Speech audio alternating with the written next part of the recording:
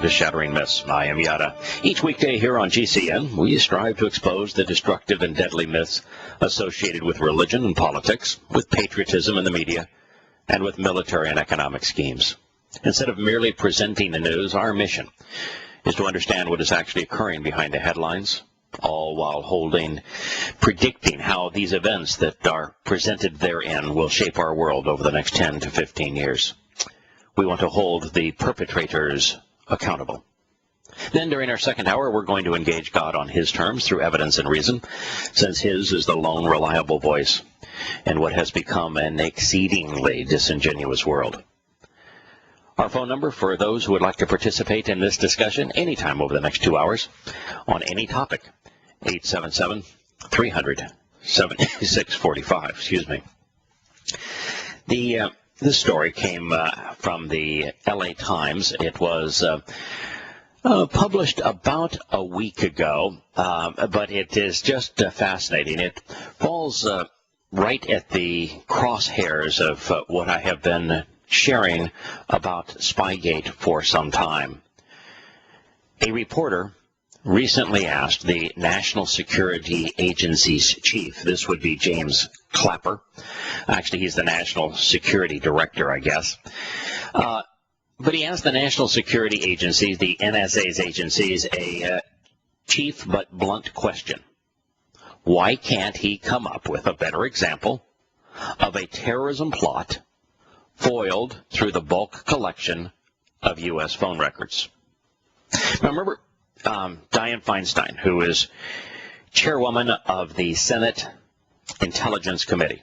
So she is kind of at the pinnacle of those responsible for all of these spying apparati. She came out justifying the collection of documents on Americans through wiretaps, through keystroke entries on the internet, and she had one example. And we spent better part of a week digging into the example that she gave. It was David Headley.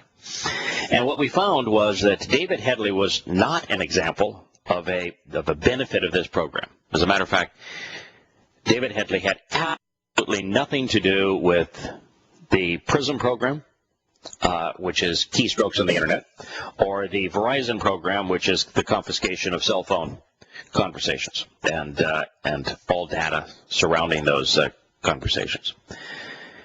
We found that Snowden was actually an agent of the U.S. government, that the U.S. government had employed him, a two-time convicted drug dealer, importer of heroin from Pakistan, and that we had deployed him to work on our behalf to infiltrate one of the terrorist organizations in Pakistan, and to be a go-between between the Pakistani government, its version of the CIA, its ISI, and that terrorist organization.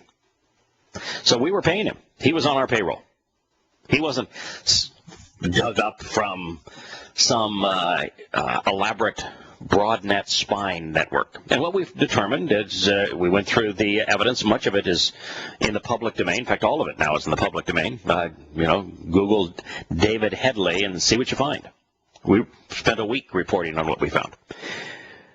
We also found that both of David Headley's wives had independently gone to the FBI and had disclosed that David Headley was plotting to commit a terrorist act in Mumbai, India, and they named the specific hotels and other facilities that he and the Islamic terrorists in association with Pakistani's government, the ISI, were going to bomb.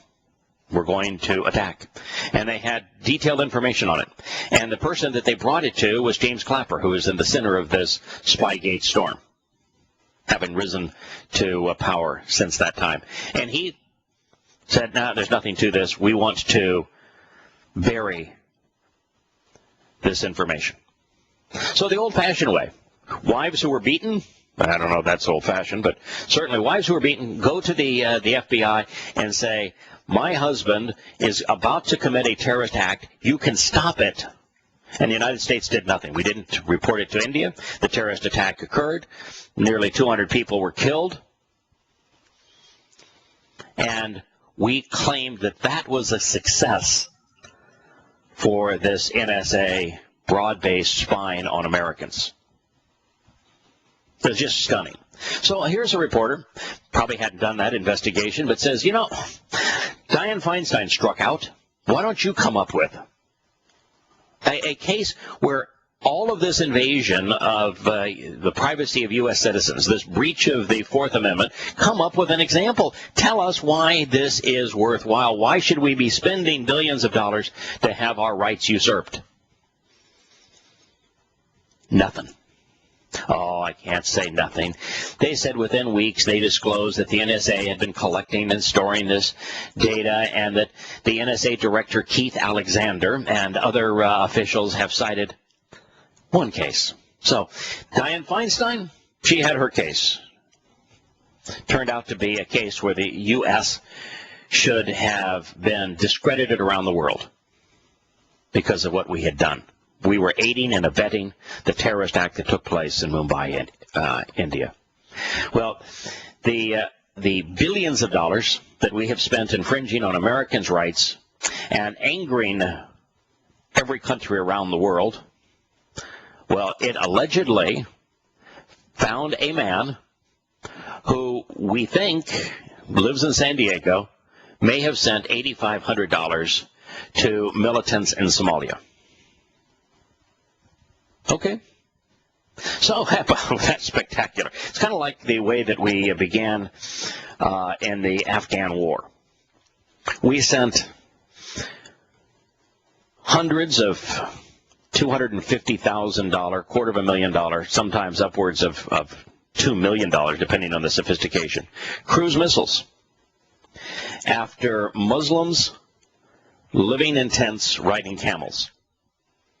You know, we could have spent on average $10 million destroying $300 tents and a half a dozen camels.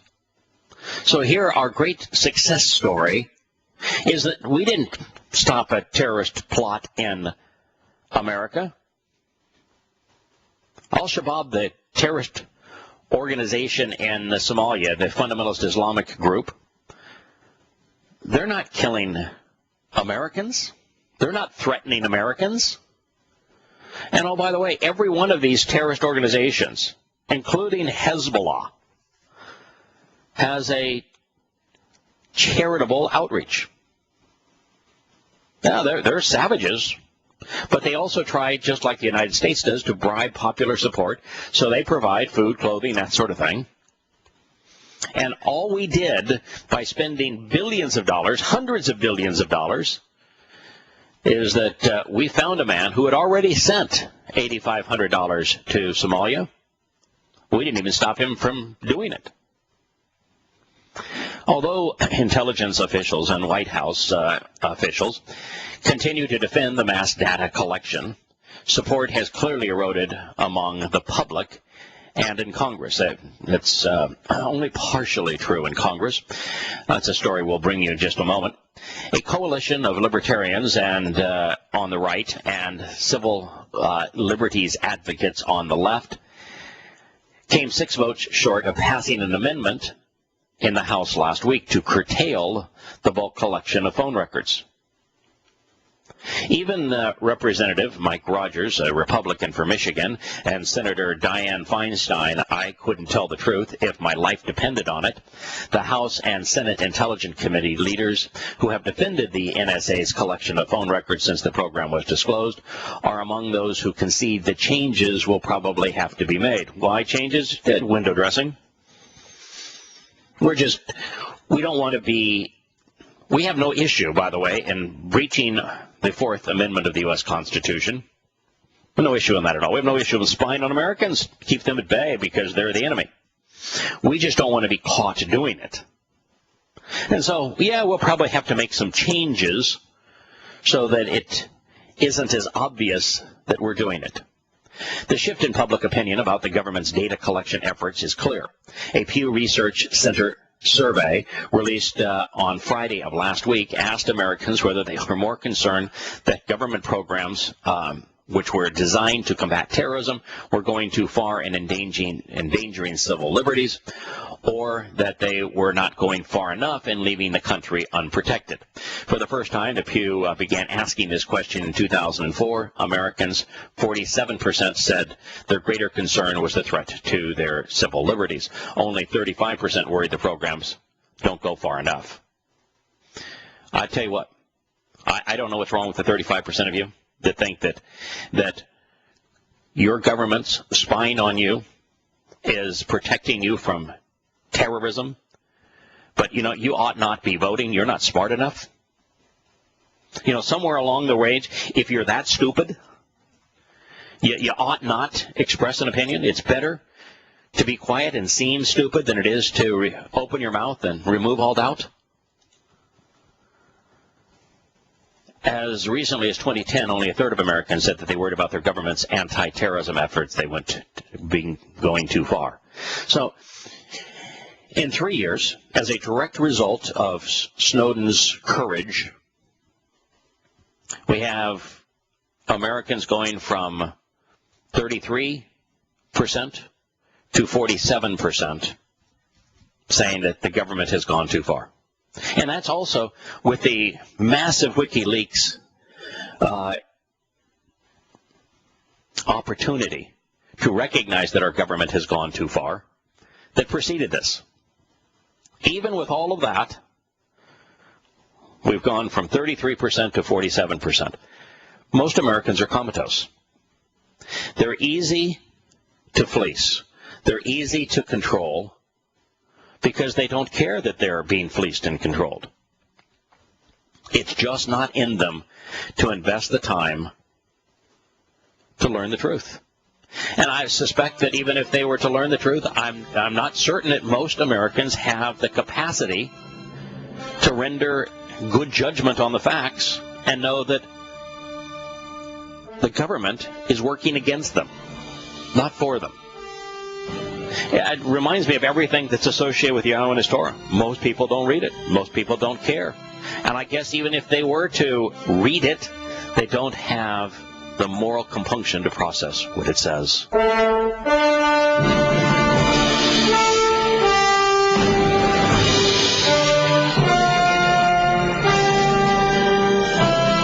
Continuing with this story about this change in America, their perceptions in the last 3 years, from only about a third of Americans recognizing that their government was spying on them and infringing their rights and was actually acting in a counterproductive manner as it relates to protecting American liberty, to, from 33% to 47%. The journalist who wrote this article says that in large part may reflect the passage of time and the fading of the intense emotions generated after the September 2001 attacks. So people's opinions are shaded by their emotions. They're not shaded by the evidence. They aren't shaded by reason. No, it's intense emotions that are the wellspring of people's opinions, and that may well be true. That what we have today is people thinking they're entitled to their opinion, and the opinions being shaded by their emotions, by their religion, by their politics, but not by evidence and reason. And in so long as we remain a people who are not influenced by evidence and reason, who aren't even willing to investigate the evidence, and have been conditioned by their education not to view that evidence judgmentally, then we are going to be the easiest people in the world to fleece and control. Welcome to Animal Farm. Welcome to Brave New World. We brought it on ourselves. This article then goes on to say, but much of the shift seems to be attributable to Snowden's disclosure, the resulting debate, and the difficulty that the Intelligence Commission officials have had in convincing the public that their vast and expensive data collection efforts are actually accomplishing much. They haven't shown that it's accomplished anything. Nothing. They've got this billion-dollar apparatus to spy on Americans, and they can't show that it's accomplished anything. And what it has done, it's made enemies of countries that were considered our friends, and even more vicious enemies of those who were not prone to like this in the first place. And all we do is pound our chest and threaten to put economic boycotts on any nation that harbors the man who gave us this tremendous gift. I mean, it's like we're running for the bully and belligerent nation award for the world. The government has not done a good job of justifying it, said Fred Kate, a privacy law expert and law professor at Indiana University. Well, thank you, Professor. I'm glad you got your PhD to tell us that. I leave open the possibility that there are cases they can't talk about. It's also possible that an entirely worthless program has been perpetrated upon us. Let's face it, a lot of government investments are completely worthless. There you go. If the government were to curtail the collection of telephone data or drop it entirely, the rollback would not be unprecedented. In 2011, according to Snowden's disclosure, the intelligence agencies quietly discontinued a then secret program that collected email metadata on Americans, to and from information, not content, because it wasn't yielding much value. The U.S. intelligence official insists that the telephone program is different. They collect and store domestic records of telephone calls, they say, so that they never repeat what happened on September 11th. You know, that is such a farce. And anybody that says that really should be smacked. I mean, just a slap across the mouth. Not injury, not trying to promote violence here, but just a wake-up call. Don't say stupid stuff like that. You know, the fact is, with 9/11, we knew exactly what was going to happen, how it was going to happen, who was going to do what to whom 5 years before the 9/11 attack on the World Trade Center and the Pentagon. And the U.S. government did nothing about it. Yes, Scott? At the very least, you should wash their mouths out with soap. At the very least. You know, and we knew it. We were given the information. In fact, we knew that the information was credible, because before the attacks, we had the man who planned 9/11 in custody. His name is Ramzi Youssef. We had convicted him for the first bombing of the World Trade Center, and he told us that that would not be the last bombing of the World Trade Center. And his computer in the Philippines, where he detailed every aspect of 9/11, was the contents of that were in the possession of the United States and the FBI. And the FBI has never acknowledged it. We didn't suffer 9/11 because we didn't spy on Americans. These programs would have made no difference whatsoever towards stopping 9/11.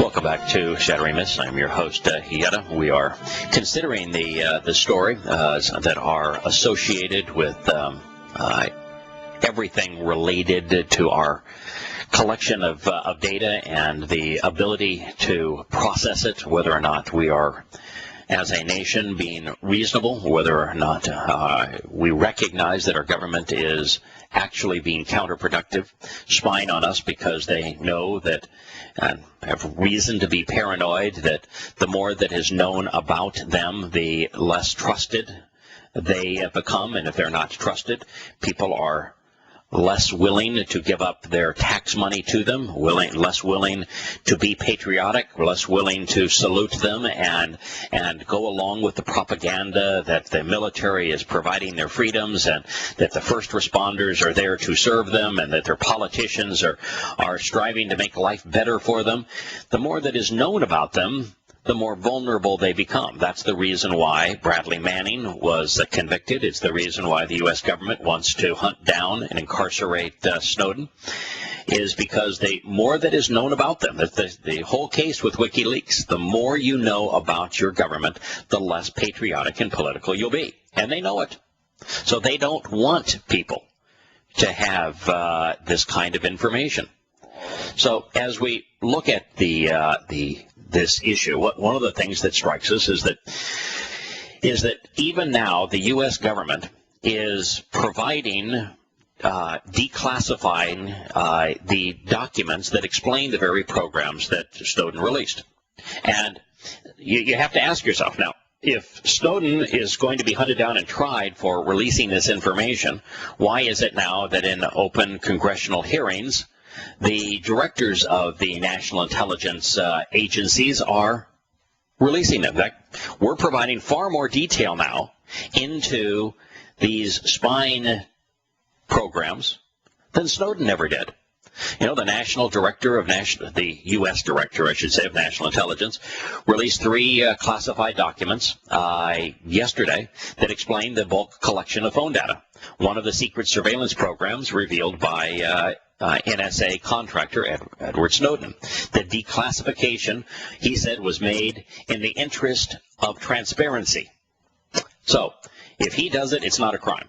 When he lied to the U.S. Senate, to Congress, and said we weren't doing this previously, that was not a crime. But when Snowden simply says, here's proof that these things are happening, that is a crime. Together, the new round of disclosures shed even more light on the scope of the United States government's secret programs, and all of which we began to see a glimmer of through the Snowden releases. The Office of the Director of National Intelligence released the documents in a 32-page report, which explains the mining program of internet browsing information that is vacuuming up 150 network sites around the world. So what all Snowden said is, that you've got a program called PRISM. Here's proof of it. And you've got a program on wiretapping. Here's proof of it on Verizon. And now the Office of National Security Intelligence is saying, it's not limited to a handful of internet sites. No, it's 150 internet sites around the world that we're mining this data from. And the phone confiscation of information isn't just limited to Verizon. Yeah, we had Leahy, I think, was a Democrat, come out yesterday and say, that everything that we make public, our enemies can read too. And, oh boy, it's going to really make us more vulnerable to share this information. Well, first of all, most Islamic terrorists don't spend time reading U.S. documents. And those who are actually operating in a manner that you could call them affiliated with an enemy other than just Islam don't communicate using the internet. They don't communicate using cell phones. They haven't in a very long time, because long time prior to 2001, the United States made its surveillance of these kinds of activities known. We talked about internet chatter. We talked about our NSA capabilities. There was nothing new released here other than it's now being applied to Americans as opposed to just internationally. News on the Snowden front, however, is that Russia has decided to grant him temporary asylum. Now, my guess is that this occurred because of the U.S. Senate vote, which was unanimous, saying that any country, including Russia, that offers him asylum, we would impose unilateral economic sanctions on. And Putin doesn't like to be threatened. So my guess is it was the very Senate vote that caused Russia to finally say, if that's what you're going to do, if that's your attitude on all of this, then I'm going to grant him asylum. And he did. He's been granted 1-year asylum, go any place he wants to in Russia. And all done because of our belligerence. Now, this is an interesting story. It was sent to me by a good friend, longtime listener. It reads, the numbers tell the story, in votes and in dollars. On Wednesday, the House voted 217 to 205 not to rein in the NSA's spine dragnet. It turns out that those 270 no voters that says, no, we don't want to stop this program, particularly the phone aspect of it that has shown absolutely no benefit whatsoever and is an absolute unequivocal breach of the Fourth Amendment of the U.S. Constitution. 217 congressmen, when they voted on this, well, those 217 received twice as much campaign financing from the defense and intelligence industry as the 205 who said, we need to stop this. Did you catch that? Money. The 217 who voted that we should continue to spy on Americans and their use of their telephones received twice as much money, campaign financing from defense and intelligence industries than did the 205 who said, you know, this is wrong, we ought to stop it. That's the upshot of a new analysis by Maplight, a Berkeley-based nonprofit that performed the inquiry at Wired's request. The investigation shows that the defense cache was a better predictor of a member's vote than the Amish amendment than party affiliation. The House members who voted to continue the massive phone call-in metadata spy program on average ranked in the 122% for money from defense contractors than those who voted to dismantle it. Overall, political action committees and their employees from defense and intelligence firms such as Lockheed Martin, Boeing, United Technologies, Honeywell, and others ponied up $13 million in donations for a 2-year period ending December 31, according to the analysis which Maplight performed while with financing data from Open Secrets. Lawmakers who voted to continue the NSA Dragnet surveillance program averaged $41,635 from the pot, whereas House members who voted to repeal the authority of the NSA averaged $18,765. You know, when we have people bribing congressmen and senators to vote a certain way, you just kiss it goodbye. It's over. You have absolutely no chance of having Congress do the right thing when they're voting for measures that would cause those who make donations to their campaign continue to donate, because money is the mother's milk of politics. $41,000. Now, you might say $41,600, no big deal. Well, it is a big deal in congressional elections. They were bribed. They bought their vote. Of the top 10 money getters from the defense and intelligence community, only one House member, Representative Jim Moran, a Democrat from Virginia, voted to end the program. So the best predictor, the best indicator as to how a politician was going to vote for this infringement of the Fourth Amendment of the U.S. Constitution was how much money they received in campaign donations from the Defense and Intelligence Committee. This comment then is, quote, how can we trust legislators to vote in the public interest when they are dependent on the industry's campaign funding to get elected? Our broken money and politics system forces lawmakers into a conflict of interest between the lawmakers' voters and their donors, said Daniel Newman of Maplight. He was the president and founder. The Guardian newspaper disclosure that the phone metaspine conditions were taking place last month by the leaked document of former NSA contractor Edward Snowden is what brought this to a head, so that they had now to vote on whether or not, this was the Amish amendment, that we continue it, we continue to breach our vow to uphold the U.S. Constitution, or we continue to spy on Americans. The House voted, as I said, 215 to 217. Defeated, and by the way, the Senate will vote overwhelmingly in favor to continue it, without a single shred of evidence that it did any good. And it was attached to an amendment.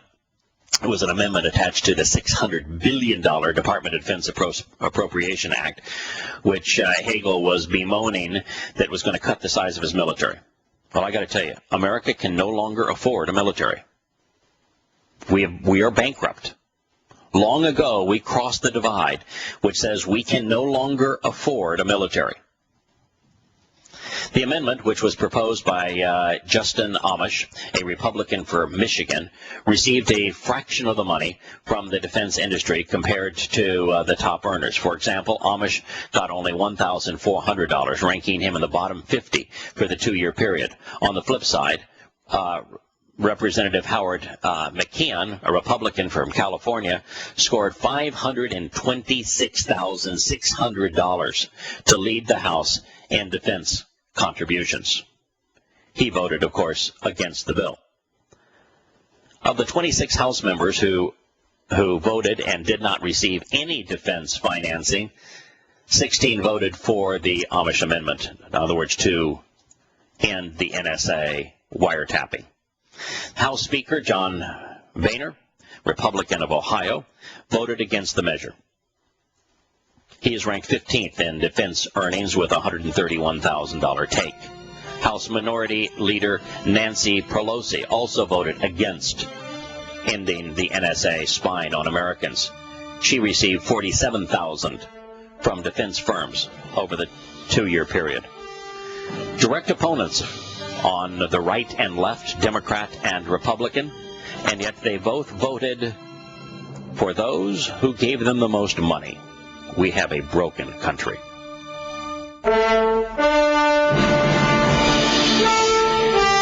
Welcome back to Shattering Myths. During the commercial break, Scott, our producer, sent me a quick snippet on an article that was talking about an interview that Rand Paul had on Fox News.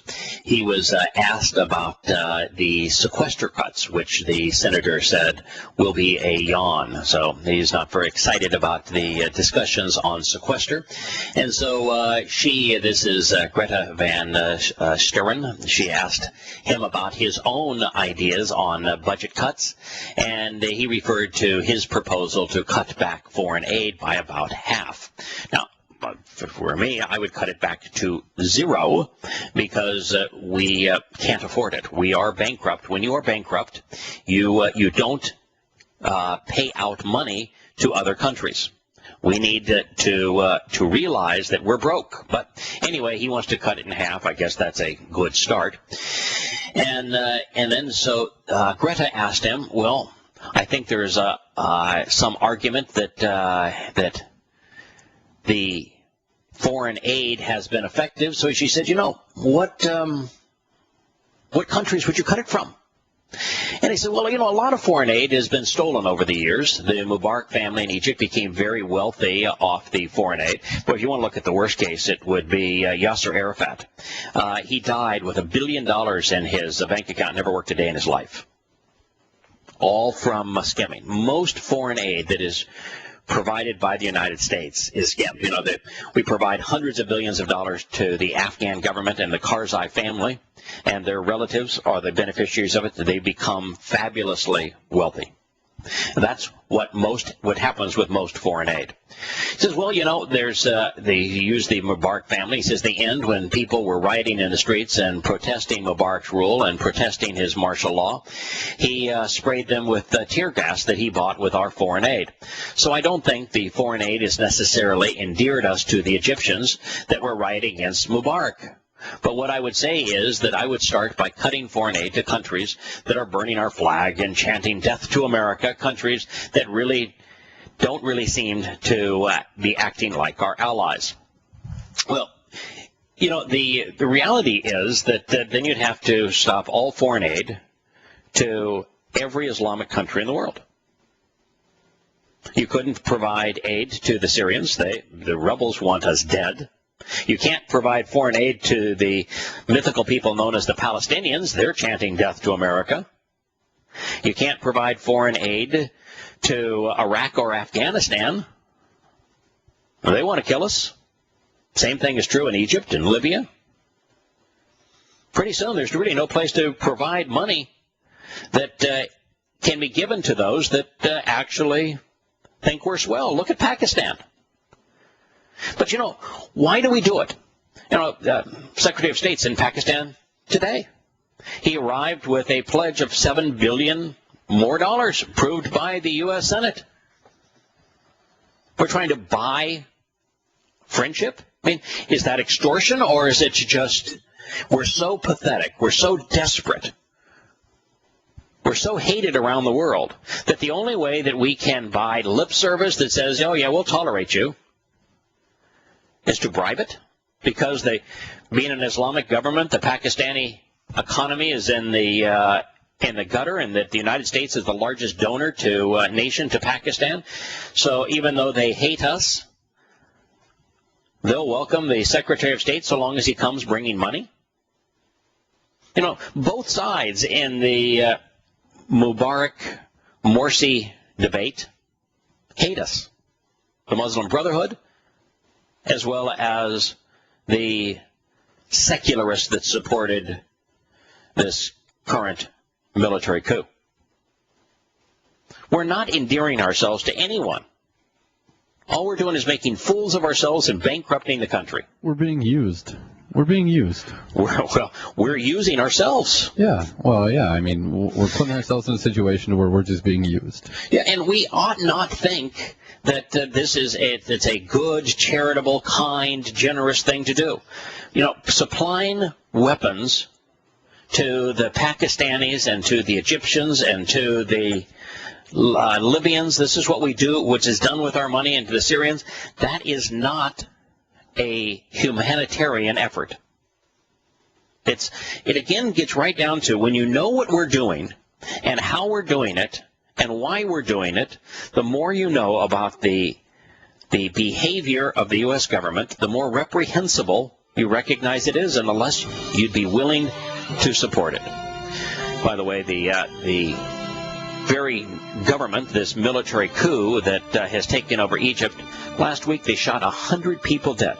The general is saying, I want you to protest if you're in favor of us, but if you're opposed to us, I forbid you to protest, and I'm going to have the army now shoot our own citizens. Killed 100, wounded 1,500 in one protest. Our money is certainly buying a good thing there, isn't it?